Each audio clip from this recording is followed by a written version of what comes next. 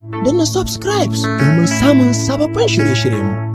Sannan ka danna ƙararrawar sanarwa domin sanar da kai da zarar mun particular verse in Surah Al-Waqi'ah. That is Quran chapter 56 verse 77. Where Allah said, Innahu la Quranun Kareem fi kitabin maknun la yamassuhu illa al-mutahharun tanzilun min rabbil alamin. What is the meaning of this verse? Allah said, Innahu la Quranun Kareem. This Quran is an honorable book. Fi kitabin maknun is well guided. In where? In heaven. And Allah said, La yamassuhu illa al-mutahharun. No one has access to touch it, or no one has access to it illa al-mutahharun except those who are holy. The verse is not talking about in this world, it's talking about in heaven. Bal huwa Quranul Majid fi lawhil mahfuz. In that lawhil mahfuz, Allah said no one has any access to this glorious Quran except those who are holy. Who are holy? That is angel of God. La ya'asuna Allah ma amarahum wa yaf'aluna ma yumarun. In Surah Al-Tahrim, Quran chapter 66 verse 6. Because you are not holy, you always commit. I am not holy, I always commit. So the verse is not talking about in this world. That because many of Muslims understand this, that we Muslims, we are holy. Like non-Muslims, they are not holy. So because of that, non-Muslims cannot touch or handle glorious Quran. The verse is not talking about in this world. Totally. Because in Surah Al-Nahl, Quran chapter 16 verse 102, God Almighty said, Qul nazzalahu ruhul qudusi min rabbika bil haqq. Allah said, it is said to you, Muhammad, it is he, Ruhul Qudus, meaning angel Gabriel, who brought this Quran, min rabbika, from your Lord bil haqqi, which truth.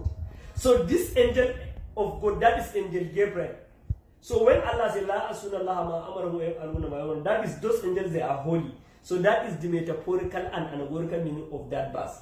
La yamassuhu illa al-mutahharun. That is angel of God, that is angel Gabriel, who brought this glorious Quran to Prophet Muhammad sallallahu alaihi wasallam.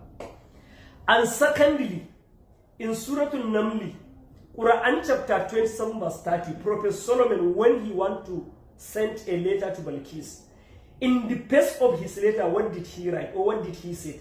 Innahu min Sulaymana wa innahu bismillahir rahmanir rahim. You say innahu min Sulaymana. The word Bismillah is not part of glorious Quran. Many Muslim brothers fail to understand. Even one verse is a Quran. If you are not holy, if you cannot touch Quran except you are holy, meaning you cannot even allow to even touch even one verse in the glorious Quran except you are holy.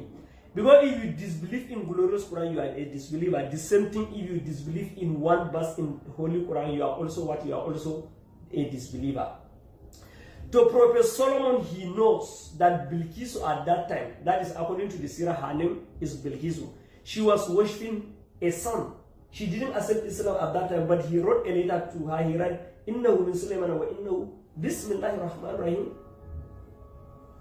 And Prophet of Islam, go and read any Sirah or any authentic hadith, all the message that the messenger of Allah, Prophet of Islam, sent to the king of his time in all his letters. At the beginning, he wrote Bismillahir Rahmanir Rahim to show you that it is allowed, meaning to do what? And secondly, is the message of Prophet Muhammad sallallahu alaihi wasallam resonated within the Muslim Ummah? Did Allah send Prophet Muhammad only to the believer, or he sent him to both believers and not believers? In another verse, Allah said, Huwa allazi khalaqakum. It is I, Almighty God, who created you, all of you. Faminkum kafirun, some of you are disbelievers. Wa minkum mu'minun, and some of you are believers. Wallahu bima ta'maluna basir. But Allah is aware of what you people are doing. So both believers and unbelievers, they were created by God Almighty. So when God Almighty created us, in the mercy of God Almighty, Allah divided into some believe in Him, some also do what? Disbelieve in Him. So but when God Almighty sent Prophet Muhammad, did He send him to the only believer, or He sent him to both believer and non-believer? In Surah Al-Anbiya, in Surah Al-Saba, the Prophet of Islam said, Wama arsalnaka. Allah said, Wama arsalnaka illa kafatan linnasi. Bashiran wa nadhiran walakinna aksara nasi la ya'lamun. You see, Allah says, "Ma arsalnaka," I send you not, O Muhammad, illa kafatan lin-nas, but to the whole congregation of mankind. Wa mubashiran, as a giver of a good news, wa naziran, as a court warner. Walakinna aksara nasi la ya'lamun, but some people they don't know. They don't know you are the messenger of God. So how are they going to know? That is through reading glorious Quran. If you go back to Surah Al-Anbiya, Quran chapter 21, verse 107, Allah says, "Ma arsalnaka illa rahmatan lil alamin." I send you no one but as a message to the whole my creation. The word alam, the Islamic scholars say, all the creation of God Almighty are in the bracket of alam, including the 9 planets. Mercury, Jupiter, Saturn, Neptune, Uranus, all these 9 planets are creation of God Almighty inside them. So Prophet Muhammad was sent to the whole those creation of Allah as a message. Prophet Muhammad was a message to the whole creation of God Almighty. In Surah Al-A'raf, "Qul ya ayyuhan nasu inni rasulullahi ilaykum jami'an." In Surah Al-Hajj, "Qul ya ayyuhan nasu innama ana lakum nazirun mubin." So these verses of glorious Quran prove to us that Prophet Muhammad, he was sent to the whole congregation of mankind. He was sent to believer and also unbeliever. So what if God Almighty sent Prophet Muhammad to believer and unbeliever? What right do you have, you as a Muslim, to say that non-Muslim cannot handle or cannot touch glorious Quran? Which you have any proof from Islamic point of view, neither in Quran, in any hadith. Some people are using one verse where Allah said, "Innal mushrikina najasun." Is that why it's talking about glorious Quran, or is talking about Masjid al-Haram? That's why Allah said, "Let them not to do or to enter Masjid al-Haram." That why it's not talking about glorious Quran. So it is allowed for a Muslim to even carry Quran and give it to the Christian or to any non-Muslim freely. Offer it to them. Let them read. Give them Quran as they used to give you their own books or their own scriptures.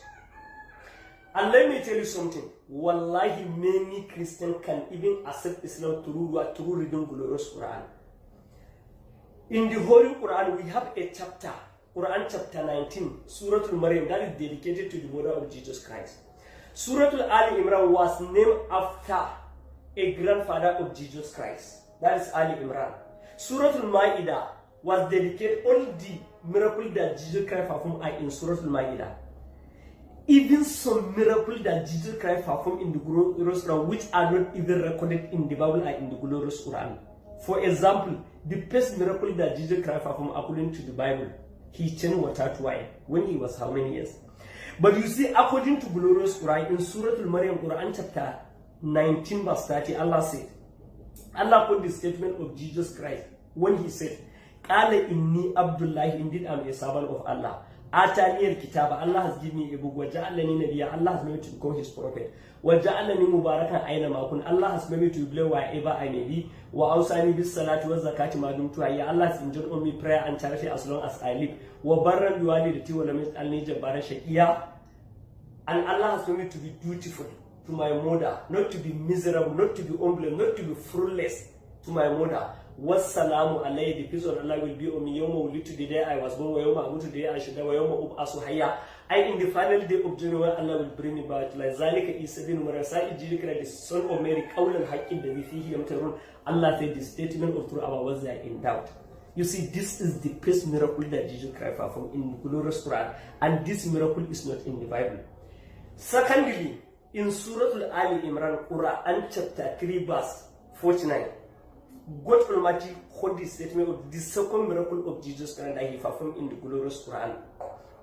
When he said, "Wa unabbi'ukum bima ta'kulun," Jesus will inform you and tell you what you eat. "Wa tadakiruna fi buyutikum," and he will also inform you what you keep in your stores. If Jesus Christ tell you like this, he will tell you what you eat yesterday, what you eat this morning. He will also tell you how much you have in your bank account. You see, this is another miracle. The same thing in Surah Al-Ali Imran, Quran chapter 3, verse 46, and in Surah Al-Ma'idah, Quran chapter 5, verse 110, when Allah says, "Wa is allamtuka al-kitaba wal hikmata wat tawrata wal injil," Jesus Christ know how to write and how to reach out.